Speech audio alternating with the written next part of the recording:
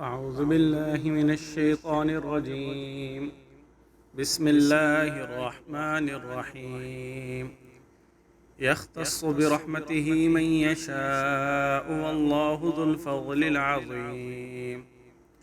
ومن أهل الكتاب من إن تأمنه بقنطار يوده إليك ومنهم من إن تأمنه بدينار لا يؤده إليك إلا ما دمت عليه قائما ذلك بأنهم قالوا ليس علينا في الأميين سبيل ويقولون على الله الكذب وهم يعلمون بلى من أوفى بعهده واتقى فإن الله يحب المتقين إن الذين يشترون بعهد الله وأيمانهم ثمنا قليلا أولئك لا خلاق لهم في الآخرة ولا يكلمهم الله ولا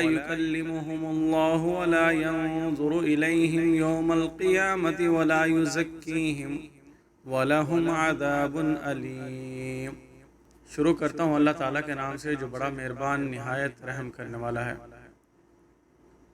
वो जिसे चाहे अपनी मेहरबानी से ख़ास करता है और अल्लाह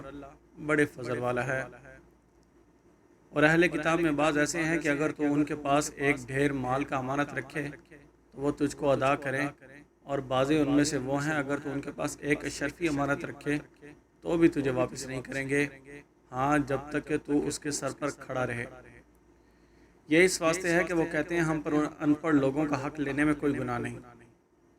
और अल्लाह पर वो झूठ बोलते हैं हालांकि वो जानते हैं। ख़यानत करने वालों पर गुनाह क्यों ना होगा। जिस शख्स ने अपना अहद पूरा किया और अल्लाह से डरा